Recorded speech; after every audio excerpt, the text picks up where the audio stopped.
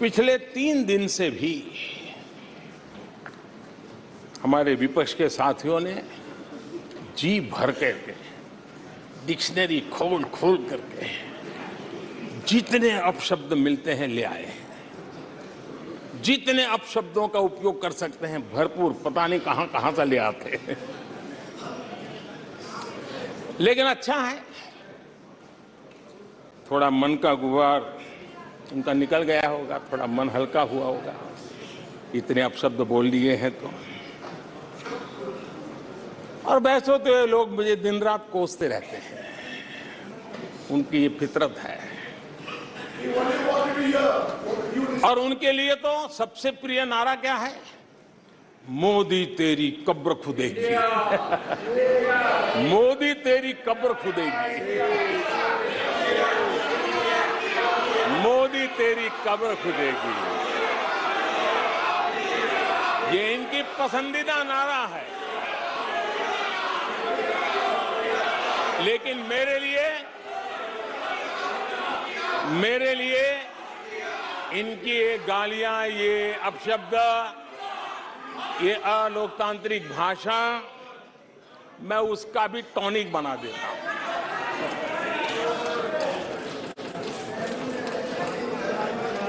और ये ऐसा क्यों करते हैं और ये क्यों होता है, आज मैं सदन में कुछ सीक्रेट बताना चाहता हूं। मेरा पक्का विश्वास हो गया है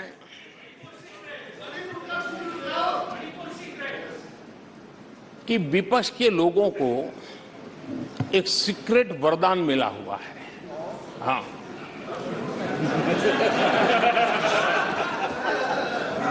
सीक्रेट वरदान मिला हुआ है। और वरदान ये कि ये लोग जिसका बुरा चाहेंगे उसका भलाई ही होगा।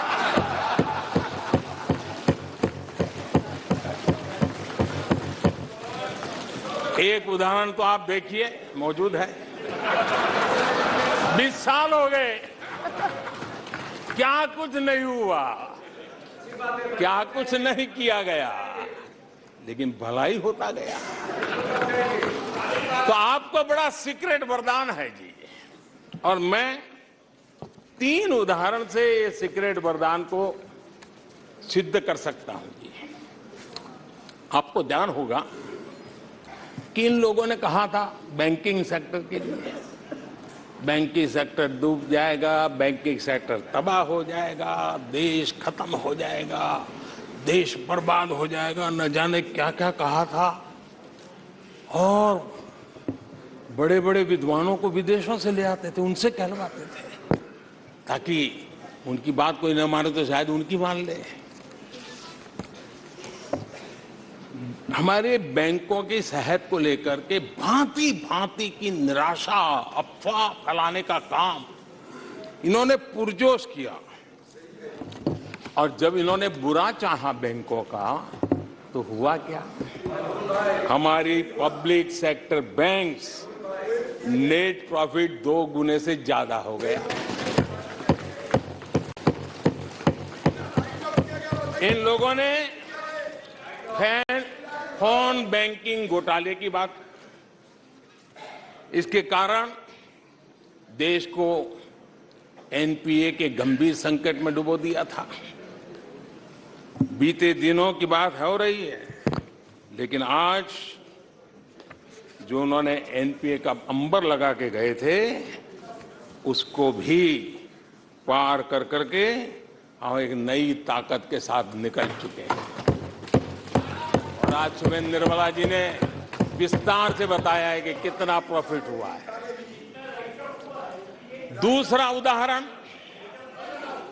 हमारे डिफेंस के हेलीकॉप्टर बनाने वाली सरकारी कंपनी HAL, ये HAL को लेकर के कितनी भली बुरी बातें इन्होंने करी थी। क्या कुछ नहीं कहा गया था HAL के लिए, और इसका दुनिया पे बहुत नुकसान करने वाली भाषा का प्रयोग किया गया था। और HAL तबाह हो गया है, HAL खत्म हो गया है, भारत की डिफेंस इंडस्ट्री खत्म हो चुकी है। ऐसा न जाने क्या क्या कहा गया था HAL के लिए। इतना ही नहीं, जैसे आजकल खेतों में जाकर के वीडियो शूट होता है, मालूम है ना? हाँ? खेतों में जाकर के वीडियो शूट होता है, हाँ।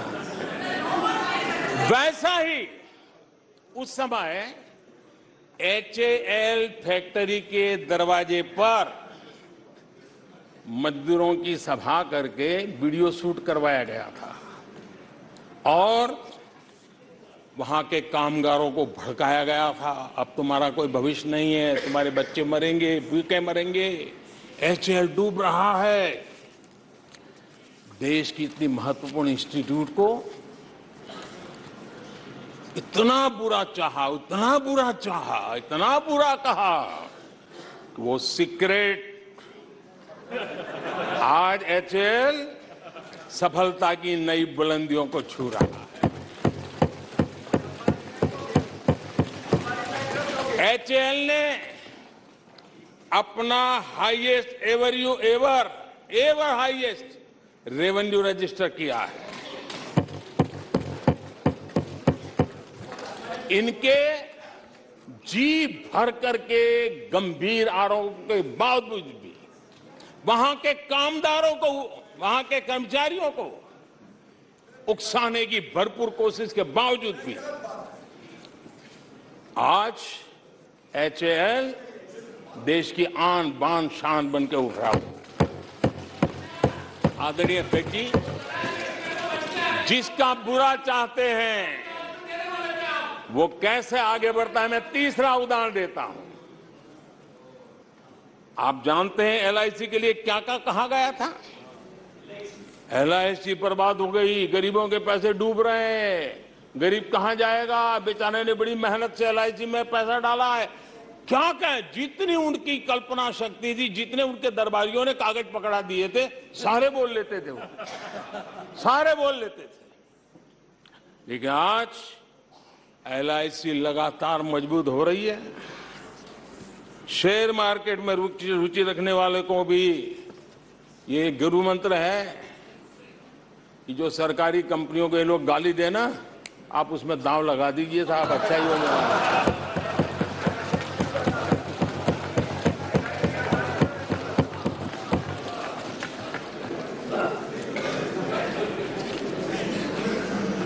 आदरणीय अध्यक्ष जी, ये लोग देश की जिन संस्थाओं की मृत्यु की घोषणा करते हैं, उन संस्थाओं का भाग्य चमक जाता है।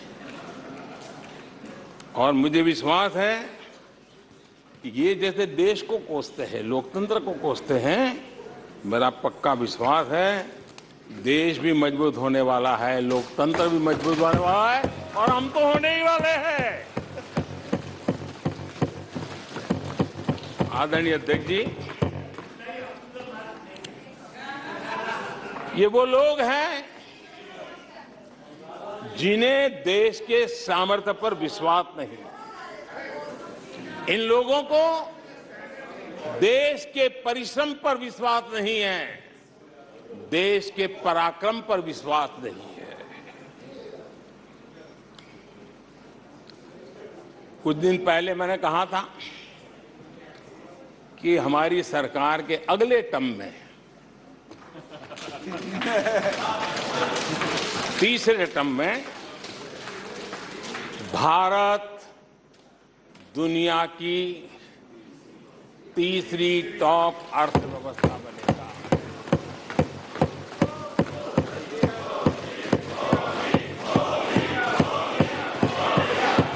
आदरणीय अध्यक्ष जी, आदरणीय अध्यक्ष जी,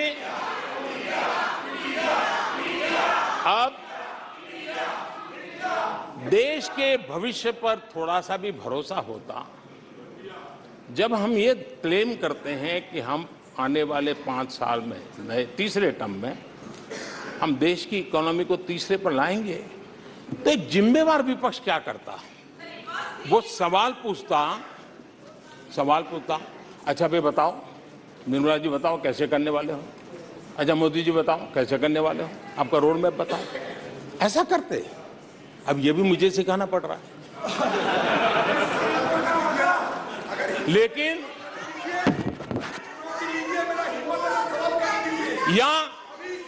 या वो कुछ सुझाव दे सकते थे, ये कुछ सुझाव दे सकते थे, या फिर कहते हम चुनाव में जनता के बीच जाकर के बताएंगे कि ये तीसरे की बात करते हैं, हम तो 1 नंबर पे लेके आएंगे और ऐसे ऐसे लेके कुछ तो करते यार।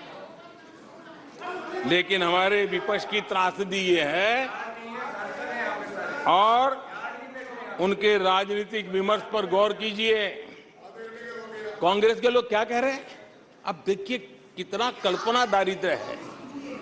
इतने सालों तक सत्ता में रहने के बाद भी क्या अनुभवताहीन बातें सुनने को मिल रही है जी। क्या कहते हैं ये कहते हैं इस लक्ष्य तक पहुंचने कुछ करने की जरूरत नहीं, ऐसे ही होने वाला है तीसरे नंबर पे। बताओ, मुझे लगता है कि इसी सोच के कारण वो सोते रहे इतने सालों तक, तो अपने आप होने वाला है। वो कहते हैं बिना कुछ किए तीसरे पहुंच जाएंगे, और कांग्रेस की माने अगर सब कुछ अपने आप ही हो जाने वाला है, इसका मतलब है कांग्रेस के पास न नीति है, न नीयत है, न विजन है, न वैश्विक अर्थव्यवस्था की समझ है, और न ही भारत के अर्थ जगत के ताकत का पता है।